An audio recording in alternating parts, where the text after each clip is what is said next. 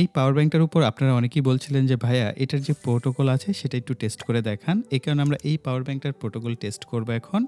তো আমাদের যে ক্যাপাসিটি টেস্টারটা আছে এটাকে আমরা সেটআপ করে নিচ্ছি। প্রোটোকল টেস্টের মোড সেটা আমরা সিলেক্ট করব। এখান থেকে প্রোটোকল ডিটেকশনটা সিলেক্ট করে দিচ্ছি।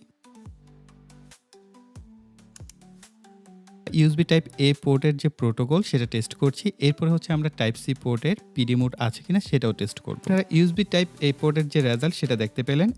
টাইপ সি পোর্ট দিয়ে চেক করে দেখব। অর্থাৎ টাইপ সি থেকে টাইপ সি পোর্টে কি রেজাল্ট আসে।